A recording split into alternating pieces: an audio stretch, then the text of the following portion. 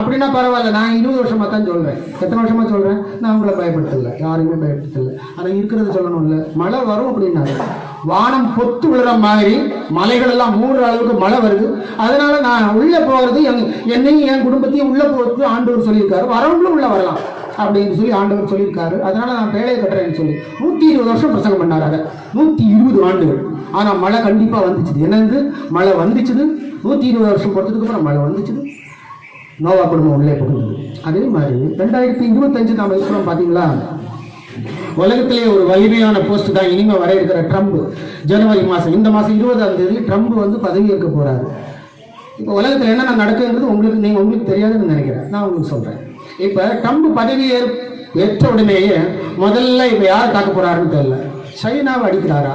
சைனாவுக்கும் ட்ரம்புக்கும் ஒரு பிரச்சனை இருக்கு, பனாமா கால்வாய் பிரச்சனை. பனாமா கால்வாய் பிரச்சனைன்னு சொன்னா, அது பனாமா கால்வாய் முழுக்க அது அமெரிக்காவுடைய கண்ட்ரோல் இருந்து அமெரிக்காவுடைய பணத்தினால அந்த கால்வாய் என்ன பண்ணியிருக்கிறாங்க, சீர் செய்து அதை வந்து செஞ்சிருக்கிறாங்க. ஆனா இது இப்ப வந்து என்ன பண்ணுது, சீனா வந்து என்ன பண்ணுது, அங்க பனாமா நாட்டில் சீனாவுடைய தொழிற்சாலைகள், சீனாவுடைய முதலீடுகளை அங்கே போட்டு சீனா அதை கண்ட்ரோலுக்கு கொண்டு வருது. ஏற்கனவே ட்ரம்ப் வந்து போன மாசம் டிசம்பர் 19 அது சொன்னார், பனாமா கால்வாய் எங்களுக்குள்ளது. நான் பதவி ஏற்றதுக்கு அப்புறம் அதை நான் என்ன பண்ணுவேன், அதை நான் வந்து சரியா டீலிங் பண்ண போறேன் அப்படின்ட்டாங்க. இது ஒரு விஷயம். ரெண்டாவது இன்னொரு விஷயம் நீங்க பாத்தீங்கன்னா, ஈரானுக்கு ஒரு எச்சரிக்கை கொடுத்துக்கிறாரு. ஈரான், நான் 20ஆம் தேதி பதவி ஏற்கிறதுக்கு உள்ளாடி நீங்க என்ன பண்ணணும், பிடிச்சு வச்சிருக்கிற அந்த மீதி கைதிகள், அதாவது அக்டோபர் 7ஆம் தேதி 2023 பிடிச்சு வச்சாங்க இல்லையா, இஸ்ரேலிய கைதிகள் கொஞ்சம் பேர் இருக்கிறாங்க, ஒரு 56 பேர் இருப்பாங்க கொடுத்தவங்க, அவங்களை எல்லாம் விடுவிச்சாகணும். விடுவிக்கலன்னா விளைவுகள் வந்து பயங்கரமா இருக்கும்னு சொல்லி அந்த ஒரு எச்சரிக்கை. இன்னொரு விஷயம் சொன்னாரு, ரஷ்யா கிட்ட சொல்லியிருக்கிறாரு.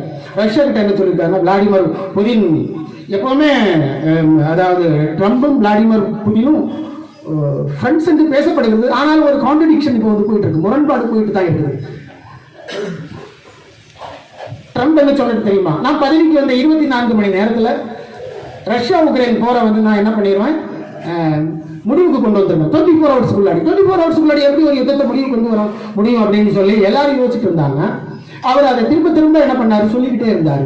அப்ப இடையில அவருடைய ஐடியாவும் கொடுத்தாரு, உக்ரைன் பிடிச்ச இடத்த நீங்க வச்சுக்கிடுங்க, ரஷ்யா பிடிச்ச இடத்த நீங்க வச்சுக்கிடுங்க. ஆனா ஒரு 20 வருஷத்துக்கு உக்ரைன் வந்து நேட்டோ நாடுகள்ல நாங்க வந்து சேர்க்காத அளவுக்கு உங்களுக்கு வந்து நாங்க என்ன பண்றோம், உத்தரவாதம் கொடுக்குறோம் அப்படிங்கிற அந்த விஷயத்தை சொல்லி அவர் வந்து சொன்னாரு. ஆனா இதை வந்து ரஷ்யா வந்து என்ன பண்ணல, ஏத்துக்கல.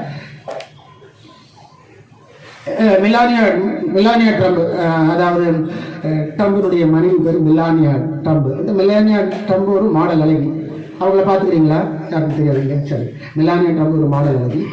அவங்களுடைய ஒரு சில படங்களை என்ன பண்ணியிருக்கிறாங்க, ரஷ்யா ஒன் டிவியில் என்ன பண்ணியிருக்கிறாங்க. அவங்க முதல்ல அந்த மாடலிங் அந்த ஒரு ட்ரெஸ் எல்லாம் வச்சு என்ன பண்ணியிருக்கிறாங்க, ரஷ்யாவில் அதை வந்து வெளியிட்டு ஒளிபரப்பு செய்து ட்ரம்புக்கும் அதை அனுப்பி விட்டாங்க. அதனால இப்போ ட்ரம்புக்கும் விளாடிமிர் புதினுக்கும் என்ன பண்ணுது, அப்படி வந்துட்டு இருக்குது 20ஆம் தேதிக்கு மேலே.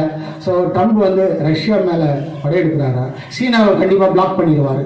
சீனாவுக்கு என்ன பண்ணுவார் தெரியுமா, பொருளாதார தடையை போடுவார். சரியா?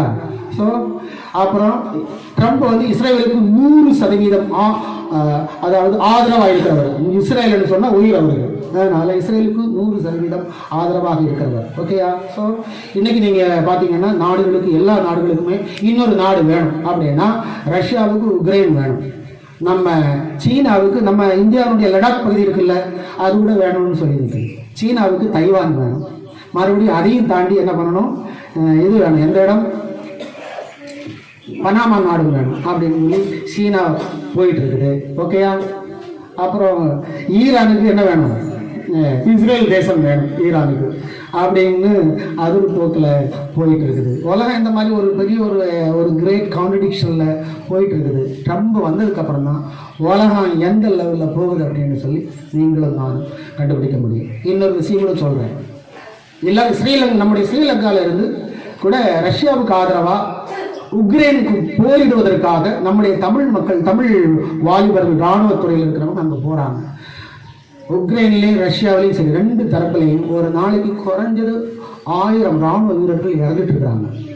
குறைஞ்சது ஒரு 600 பேர் கையும் காலையும் இறந்துட்டு இருக்கிறாங்க. அந்த யுத்தம் அந்த அளவு போயிட்டே இருக்குது. ஓகேங்களா? ஸோ எந்த அளவில் நம்ம வருகின்ற நாட்களை நம்ம கணிக்க முடியும்னு சொல்ல முடியாது. ஆனா மற்ற 24 அப்டேட்டுக்கு நாம வந்துட்டோம். யுத்தங்களின் செய்தியில் கேள்விப்படுவீர்கள், ஆனாலும் முடிவு உடனே வராது. நாடு பிடிக்கிற அந்த ஆசை எல்லாருக்குமே வந்துச்சுது. அது எல்லா நாடுகளுக்குமே வந்துச்சுது. எல்லா நாடுகளுமே இது எங்களுக்கு சொல்லி எல்லாம் பேச ஆரம்பிச்சாங்க. ஸோ அந்த அளவு ஒரு கான்ஃப்ளிக்ட்ல போயிட்டு இருக்கு. ஆனாலும் ட்ரம்பினுடைய பவர் வந்து ரொம்ப ரொம்ப வலிமையான ஒரு பதவியாக இருக்கிறபடினால உலகம் அதற்காக எதிர்பார்த்திருக்கிறது. ஜனவரி 20ஆம் தேதிக்கு மேல உங்களுக்கு தெரிய வரும். சரி, அது நடக்கட்டும். அது நடக்கும்போது அப்படியே நடந்துட்டு இருக்கட்டும். நீங்கள் உங்களுடைய விசுவாசத்தை என்ன செய்யுங்கள், பதித்துக் கொள்ளுங்கள். நாகமான் சொன்ன மாதிரி இஸ்ரேலில் இருக்கிற தேவனை தவிர வேற தேவன் பூமியிலே இல்லை என்பதை அறிந்தேன். அந்த தேவனுக்கு, இஸ்ரேலுடைய தேவனுக்கு மட்டும்தான் இனிமேல் நான் ஆராதனை செய்வேன். வேற எந்த தேவர்களுக்கு நான் என்ன செய்ய மாட்டேன், ஆராதனை செய்ய மாட்டேன். சரிதானே? கர்த்தரின் வலது பக்கத்திலே உனக்கு பகலிலே வீலாகலும் இரவிலே நிலவாகும் கர்த்தரை காக்கிறவர், கர்த்தரை எல்லா தீங்குக்கும் காப்பார். சோ நாகமான மறந்துடாதீங்க, எலிசாவை மறந்துடாதீங்க. நாகமானுடைய விசுவாசம், எலிசாவுடைய குவாலிட்டி, இது எல்லாமே ரொம்ப பவர்ஃபுல்.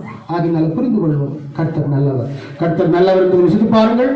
அவர் மேல் நம்பிக்கையா இருக்கிற மனுஷன் பாக்கியவான். ஹல்லேலூயா, ஹல்லேலூயா. God bless you all. Thank you all.